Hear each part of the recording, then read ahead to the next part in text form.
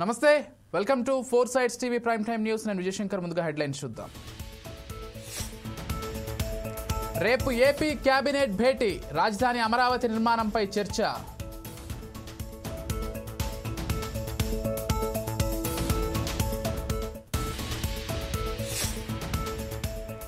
Tuni case తిరగదోడే ఉద్దేశం లేదు, తేల్చి చెప్పిన ఏపీ ప్రభుత్వం.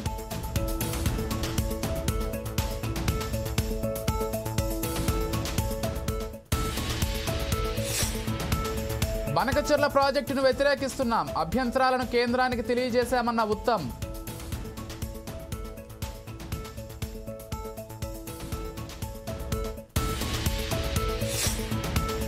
మిస్ వరల్డ్ పోటీలకు 200 కోట్లు ఖర్చు చేయలేదు, నిరూపించాలంటూ కేటీఆర్ కు కాంగ్రెస్ సవాల్.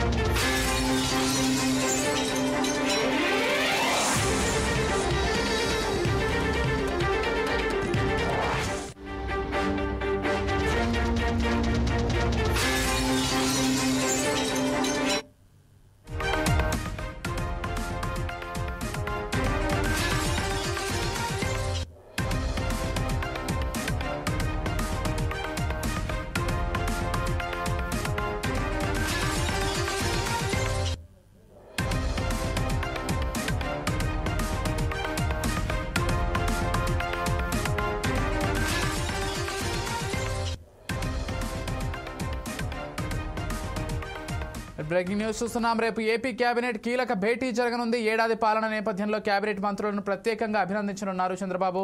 కేబినెట్ అనంతరం మంత్రులతో కలిసి చంద్రబాబు స్పెషల్ లంచ్ చేయనున్నారు. ఏడాది కాలం కూటమి సర్కార్ పాలనపై ప్రత్యేకంగా చర్చించనున్నారు. ఇప్పటికే శాఖల వారీగా మంత్రుల పనితీరుపై రిపోర్ట్ సిద్ధమైంది. రిపోర్ట్ ఆధారంగా కేబినెట్ లో చర్చ జరిగే అవకాశం ఉంది. రాబోయే రోజుల్లో అనుసరించాల్సిన అంశాలపై చర్చించనున్నారు.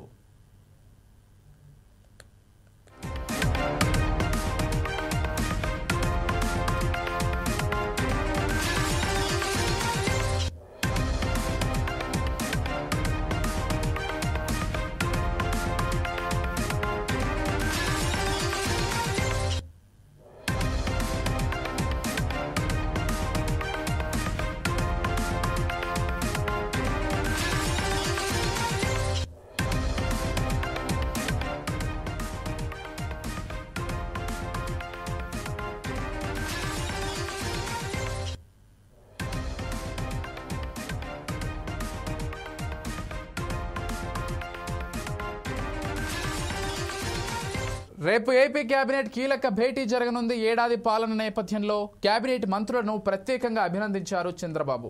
కేబినెట్ అనంతరం మంత్రులతో కలిసి చంద్రబాబు స్పెషల్ లంచ్ చేయనున్నారు. ఏడాది కాలం కూటమి సర్కార్ పాలనపై ప్రత్యేకంగా చర్చించనున్నారు. ఇప్పటికే శాఖల వారీగా మంత్రుల పనితీరుపై రిపోర్ట్ సిద్ధమైంది. రిపోర్ట్ ఆధారంగా కేబినెట్ లో చర్చ జరిగే అవకాశం ఉంది. రాబోయే రోజుల్లో అనుసరించాల్సిన అంశాలపై చర్చించనున్నారు.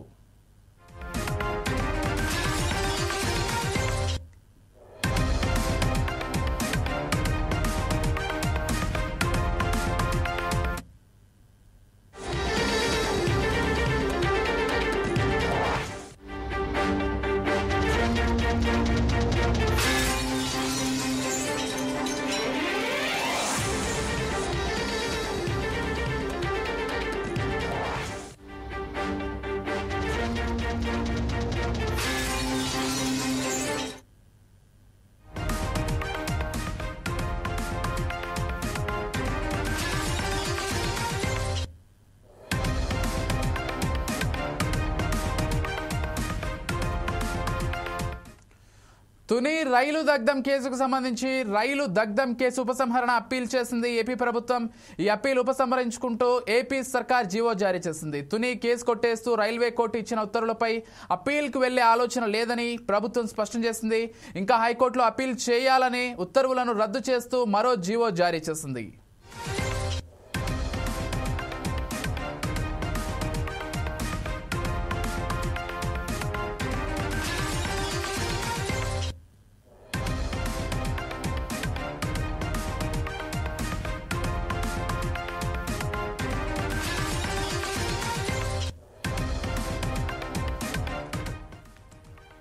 తుని రైలు దగ్ధం కేసుకు సంబంధించి రైలు దగ్ధం కేసు ఉపసంహరణ అప్పీల్ చేసింది ఏపీ ప్రభుత్వం. ఈ అప్పీల్ ఉపసంహరించుకుంటూ ఏపీ సర్కార్ జీవో జారీ చేసింది. తుని కేసు కొట్టేస్తూ రైల్వే కోర్టు ఇచ్చిన ఉత్తర్వులపై అప్పీల్కి వెళ్లే ఆలోచన లేదని ప్రభుత్వం స్పష్టం చేసింది. ఇంకా హైకోర్టులో అప్పీల్ చేయాలంటూ ఉత్తర్వులను రద్దు చేస్తూ మరో జీవో జారీ చేసింది.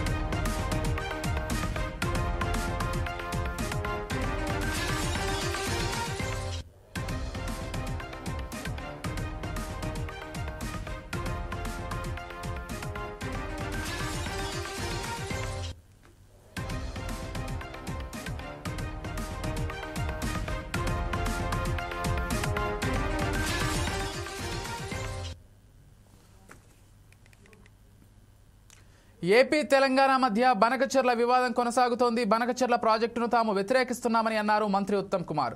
ప్రాజెక్టును అడ్డుకునేందుకు తాము ప్రయత్నాలు చేస్తున్నామని తెలిపారు. ఇప్పటికే కేంద్ర జలశక్తి మంత్రి సిఆర్ పాటిల్తో మాట్లాడామని, అభ్యంతరాలు చెప్పామని అన్నారు. ఈ క్రమంలో గోదావరి రివర్ మేనేజ్మెంట్ బోర్డు కేంద్ర జలశక్తి మంత్రికి లేఖలు రాసినట్లు మంత్రి వివరించారు. ఈ ప్రాజెక్టు నిర్మాణాన్ని అడ్డుకోవడానికి ఇంకా ఎలాంటి ప్రయత్నాలు చేయాలో అవన్నీ చేస్తామని మంత్రి ఉత్తమ్ తెలిపారు.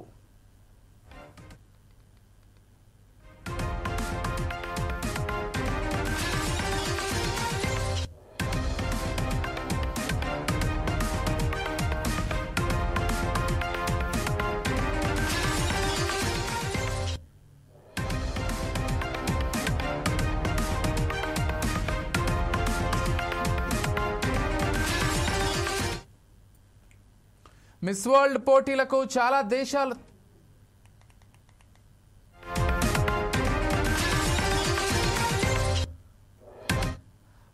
ఏపీ తెలంగాణ మధ్య బనకచెర్ల వివాదం కొనసాగుతోంది. బనకచెర్ల ప్రాజెక్టును తాము వ్యతిరేకిస్తున్నామని అన్నారు మంత్రి ఉత్తమ్ కుమార్. ప్రాజెక్టును అడ్డుకునేందుకు తాము ప్రయత్నాలు చేస్తున్నామని తెలిపారు. ఇప్పటికే కేంద్ర జలశక్తి శాఖ మంత్రి సిఆర్ పాటిల్తో మాట్లాడామని, అభ్యంతరాలను చెప్పామని అన్నారు. ఈ క్రమంలో గోదావరి రివర్ మేనేజ్మెంట్ బోర్డు కేంద్ర జలశక్తి మంత్రికి లేఖలు రాసినట్లు మంత్రి వివరించారు. ఈ ప్రాజెక్టు నిర్మాణాన్ని అడ్డుకోవడానికి ఇంకా ఎలాంటి ప్రయత్నాలు చేయాలో అవన్నీ చేస్తామని మంత్రి ఉత్తమ్ తెలిపారు.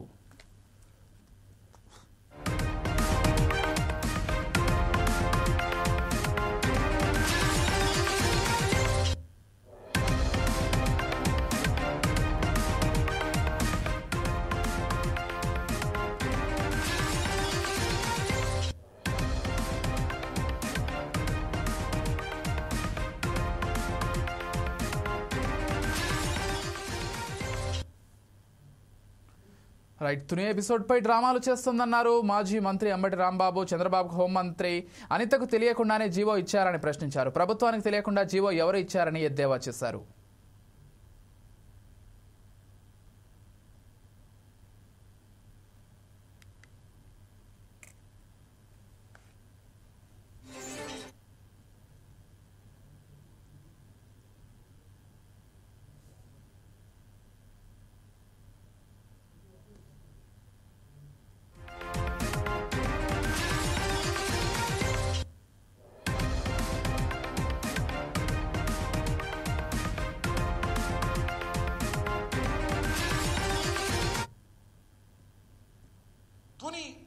బహిరంగ సభకు పిలుపునిస్తే ఇక్కడ నుంచి బయలుదేరి వెళుతుంటే వారి మీద నోట్ చేసుకుని కేసులు పెట్టారు చంద్రబాబు నాయుడు గారి ప్రభుత్వంలో.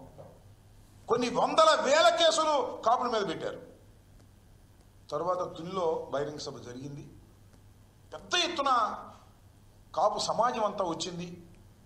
కాపుల్ని బీసీలో చేర్చాలని గర్జించింది. అక్కడ ఒక సంఘటన జరిగింది. రత్నాచల్ ఎక్స్ప్రెస్ ఆ బహిరంగ సభకు దగ్గరలోనే ఉన్న ట్రాక్ మీద కాలిపోయింది, దహనం అయింది. అది కాపులే తగలబెట్టారు అని చంద్రబాబు నాయుడు గారి ప్రభుత్వం కేసు పెట్టింది. ముద్దగడ పద్మనాభం గారి మీద కేసు పెట్టింది. ఆయన కాక 40 మంది మీద కేసు పెట్టింది. కేసులన్నీ కూడా ఎవరి మీద కాపుల మీద పెట్టారో ఉద్యమకారుల మీద ఆ కేసులన్నింటినీ కూడా నేను తీసేస్తున్నాను అని ప్రభుత్వం తరపున జగన్మోహన్ రెడ్డి గారి గవర్నమెంట్ జీవో ఇస్తే చంద్రబాబు నాయుడు గారి ప్రభుత్వం, కూటమి ప్రభుత్వం న్యాయస్థానంలో విచారణ జరిగి సాక్ష్యాధారాలు లేవని ఎక్విటల్ ఇచ్చినటువంటి కేసుని మళ్ళా అపీల్ చేయాలని జీవో ఇచ్చారు. What is this? ఏమిటి కక్ష చంద్రబాబు నాయుడు గారు? నాకు అర్థం కాల. కాపు సమాజం మీద నువ్వు ఎందుకు కక్ష పడుతున్నావో, ఎందుకు ఈ రకమైనటువంటి దుర్మార్గానికి పాల్పడుతున్నావో సమాధానం చెప్పాల్సినటువంటి అవసరం ఇక్కడ ఉంది అని ఈ సందర్భంగా నేను చెప్పదలుచుకున్నా. కేసులు ఎత్తేగిపోతే ఎత్తేగిపోయావు, పెట్టావు, జగన్మోహన్ రెడ్డి గారు ఎత్తేశారు. అందరూ పాపం బయటకు వచ్చి శుభ్రంగా కేసులు పోయిన ఆనందపడ్డారు. కొట్టేసిన కేసులు మళ్ళీ తిరగబెట్టి నువ్వు చేయాలని అనుకుంటున్నావు. ఇది చాలా దుర్మార్గమైన విషయం. ఈ దుర్మార్గమైనటువంటి విషయాన్ని కాపు సమాజం చూస్తూ ఊరుకుంటుంది, ఏదో సర్దుకుపోతుంది అని దయచేసి అనుకోవద్దని మనం చేస్తున్నాం. మేము ఆలోచన చేస్తున్నాం. ఈ జీవో నువ్వు దురుద్దేశపూర్వకంగా కక్షపూరితంగా ఇచ్చావు కాబట్టి ముద్దగడ పద్మనాభం గారితో కూడా మిస్ వరల్డ్ పోటీలకు చాలా దేశాలతో పోటీపడి హైదరాబాద్ అవకాశం దక్కించుకుందని మంత్రి జూపల్లి కృష్ణారావు అన్నారు. ఈ పోటీలతో తెలంగాణలోని పర్యాటక ప్రాంతాలు, హస్తకళల గొప్పతనం ప్రపంచానికి తెలిసిందని చెప్పారు. బీఆర్ఎస్ ఎమ్మెల్యే మాజీ మంత్రి హరీష్ రావు చేసిన ఆరోపణలపై మంత్రి స్పందించారు. బీఆర్ఎస్ చేసిన ప్రతి ఆరోపణపై బహిరంగ చర్చకు తాను సిద్ధమని తెలిపారు. మిస్ వరల్డ్ పోటీల ఖర్చుపై హరీష్ రావు తప్పుడు ఆరోపణలు చేశారని విమర్శించారు. 31 కోట్ల రూపాయల ఖర్చులో 21 కోట్లు స్పాన్సర్ల ద్వారానే వచ్చిందని చెప్పారు. మరో 12 కోట్ల ఆదాయంపై ఒప్పందాలు ఉన్నాయని, 200 కోట్ల ఖర్చు చేసినట్లు హరీష్ రావు ఆరోపిస్తున్నారని మండిపడ్డారు.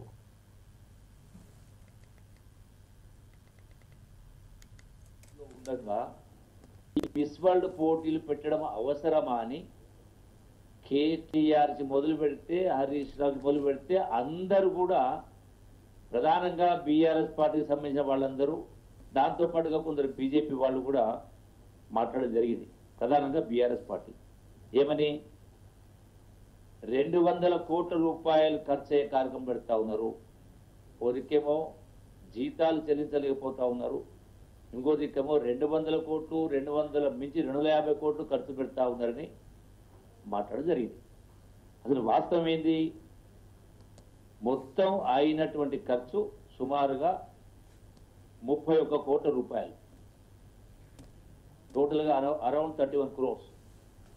సరే, ఇంకా కొన్ని బ్యాలెన్స్ పెండింగ్ ఉంటే 50 లక్షల టు 31 crores దాకా ఉంది. ఈ మొత్తం ఈ 31 కోట్ల రూపాయల్లో ఇప్పటికే స్పాన్సర్షిప్ ద్వారా 21 కోట్లు వచ్చినాయి. ఇంకా కమిట్మెంట్స్ 10-12 కోట్ల రూపాయలు కమిట్మెంట్స్ ఉన్నాయి. అవి ఇంకా రావాల్సింది, వస్తాయా రావాలి secondary issue. But commitments promises ఉన్నాయి. అంటే అవి కూడా వస్తే రాష్ట్ర ప్రభుత్వానికి ఖర్చు అనేది 0. మీరు ఇంత ప్రచారం చేశారు కదా, నేను ఇప్పుడు ఛాలెంజ్ చేస్తా ఉన్నా, ఇదే హరీష్ రావు కేటీఆర్ను తెలంగాణ భవన్కు రావాలన్నా, యాబిడి చౌరస్తాకు రావాలన్నా, నిన్నటిదాకా ప్రచారం చేసింది కదా 200 కోట్లని, నిన్నటితోటి గవర్నర్ హైటీ తోటి మొత్తం కూడా ముగిసిపోయింది కదా. మీరు రేపు వస్తారా, ఎల్లుండి వస్తారా, ఆవులుండి వస్తారా, ఏడుకు వస్తారో మీరు ఇది స్పష్టంగా మీ మున్సిపాలిటీ నోటితోటి చెప్పాలి ప్రజలు. దీనికి ఈ మిస్ వరల్డ్ దానికి ఖర్చు కాలేదని మీ నోటితో చెప్పాలా. మీ దగ్గర నిజాయితీ ఉంటే, ఇంగిత జ్ఞానం ఉంటే, నిజంగానే మీరు నాయకులైతే ముక్కు నేలకు రాయాలి. నేను ఐఎమ్ ఛాలెంజింగ్. మాటలు మస్తు మాట్లాడు, మాటలు కోట్లేదు మాట. రాజధాని అమరావతి రెండో దశలో 40,000 ఎకరాలు సేకరించాల్సి ఉందని మంత్రి పి నారాయణ అన్నారు. శంషాబాద్ ఎయిర్పోర్ట్ తరహాలో అమరావతిలో అంతర్జాతీయ విమానాశ్రయం నిర్మాణానికి 5,000 ఎకరాలు, స్మార్ట్ ఇండస్ట్రీస్ కోసం 2,500 ఎకరాలు, అంతర్జాతీయ క్రీడా నగరానికి ఇంకో 2,500 ఎకరాలు, వెరసి 10,000 ఎకరాలు కావాలని మంత్రి తెలిపారు. ఈ మూడింటికి ఇప్పటికే భూ సమీకరణ చేసిన 34,000 ఎకరాలు సరిపోవన్నారు. వీటికి కావాల్సిన భూమిని భూసేకరణ చేయాలా లేక భూ సమీకరణ ద్వారా తీసుకోవాలనే అంశంపై గ్రామ సభలు నిర్వహిస్తూ రైతుల అభిప్రాయాలను సేకరిస్తున్నామని మంత్రి తెలిపారు. ఒక మంచి ముఖ్యమంత్రి గారు రాబోయే 50 సంవత్సరాలను దృష్టిలో పెట్టుకొని 100 సంవత్సరాలు దృష్టిలో పెట్టుకొని ఏ విధంగా అయితే హైదరాబాద్లో ఆ రోజు 5,000 ఎకరాలతో ఒక ఎయిర్పోర్ట్ని నిర్మించారో శంషాబాద్ ఎయిర్పోర్టు, ఆ ఎయిర్పోర్ట్ ఆ రోజు నిర్మించకుండా ఉంటే ఏదైతే ముందున్న ఎయిర్పోర్ట్లో 10% ఫ్లైట్లు కూడా దిగలేవు. ఫ్లైట్లు దిగినప్పుడు ఇన్వెస్టర్స్ రారు. ఇన్వెస్టర్స్ని అట్రాక్ట్ చేయాలంటే ఖచ్చితంగా ఇంటర్నేషనల్ ఫ్లైట్స్ దిగేటట్టుగా ఉండాలా. అందుకని ముఖ్యమంత్రి గారు దూరదృష్టితో ఆ రోజు హైదరాబాద్లో శంషాబాద్ని హైదరాబాద్ నిర్మించారు. ఆ రోజు ఎంతోమంది అన్నారు ఎయిర్పోర్ట్కి 5,000 ఎకరాలు ఎందుకు, ఉండే ఎయిర్పోర్ట్ చాలదని. నిజంగా అది కానీ నిర్మించకుండా ఉంటే పెద్ద పెద్ద ఇన్వెస్టర్స్ చెన్నైలో దిగి కారులో రావటం లేదంటే బెంగళూరులో దిగి రావటం చేయరు. వాళ్ళకి ప్రతి గంట ప్రతి సెకండ్ వాల్యూ.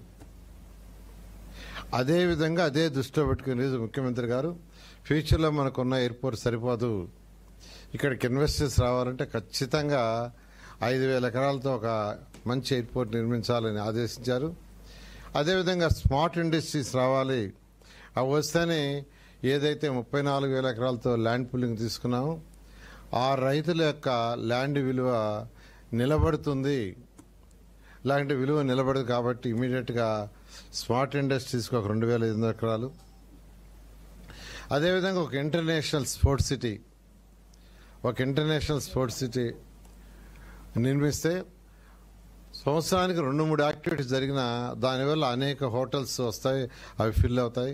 ప్రభుత్వానికి జీఎస్టీ పెరుగుతుంది, సర్వీస్ సెక్టర్ కూడా పెరుగుతుంది. దానివల్ల ఎంతోమందికి ఎంప్లాయ్మెంట్ వస్తుందనే ఉద్దేశంతో ఈ 3 ప్రాజెక్టులు టేకప్ చేయమన్నారు. అయితే ఆ 3 ప్రాజెక్టుకి ల్యాండ్ అక్విజిషన్, ల్యాండ్ పుల్లింగ్ అనే. ఆపరేషన్ సింధూర్పై కాంగ్రెస్ నేత రాహుల్ గాంధీ సంచలన వ్యాఖ్యలు చేశారు. అమెరికా అధ్యక్షుడు డొనాల్డ్ ట్రంప్ బెదిరింపులకు ప్రధాని మోదీ భయపడ్డారని విమర్శించారు. నరేందర్ సరెండర్ అనగానే బెదిరిపోయాడని అన్నారు. ట్రంప్ భయంతోనే పాకిస్తాన్తో కాల్పుల విరమణ ప్రకటించారని ఎద్దేవా చేశారు. बीजेपी आरएसएस वालों को अब मैं अच्छी तरह जानता हूं. इन पर थोड़ा सा दबाव डालो, थोड़ा सा धक्का मारो, डर के भाग जाते हैं ये लोग. जैसे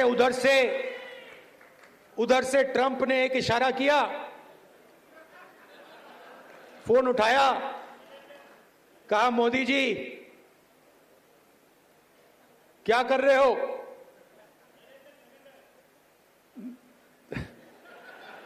नरेंद्र सरेंडर, और जी हजूर करके नरेंद्र मोदी जी ने ट्रंप के इशारे का पालन किया. आपको एक समय याद होगा जब फोन कॉल नहीं आया था, 7th फ्लीट आई थी, 71 की लड़ाई में 7th फ्लीट आई थी, हथियार आए थे, एयरक्राफ्ट कैरियर आया था. इंदिरा गांधी जी ने कहा मुझे जो करना है मैं करूंगी.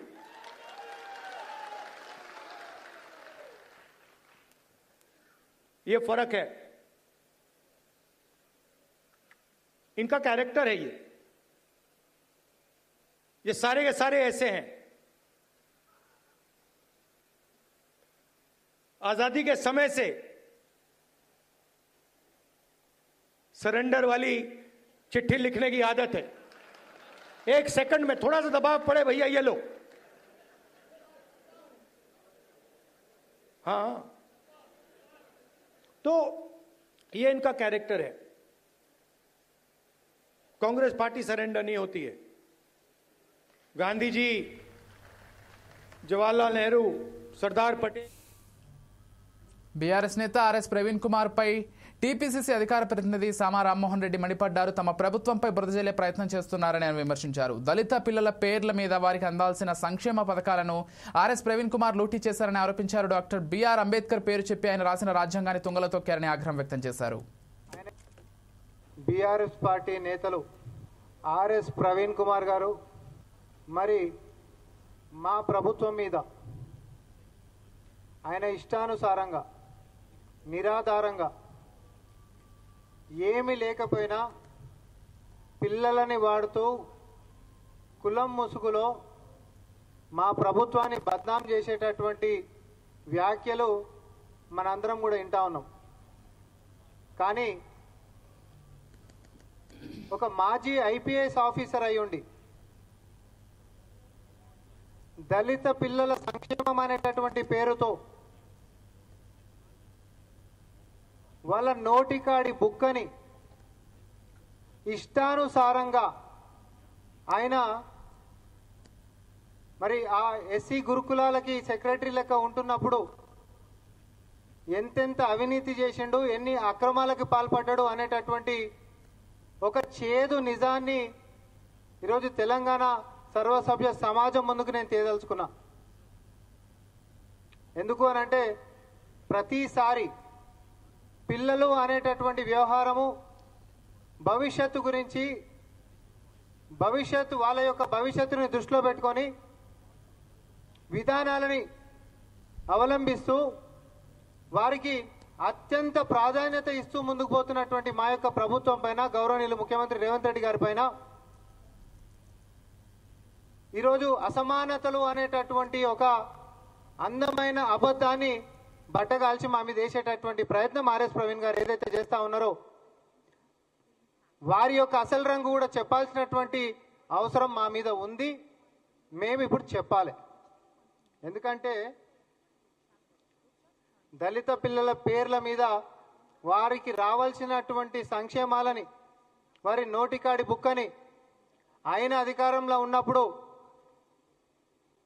అంబేద్కర్ అని అంటే రాజ్యాంగాన్ని రచించినటువంటి ఆ పెద్ద మనిషి అడుగు జాడల్లో నడుస్తున్నా అని చెప్పినటువంటి ఈయన ఈ పెద్ద మనిషి మరి ఆ రాజ్యాంగానికి ఏ రోజు కూడా ఇవి ఇప్పటి వరకు ఉన్నటువంటి bulletin updates. Keep watching 4 Sides TV.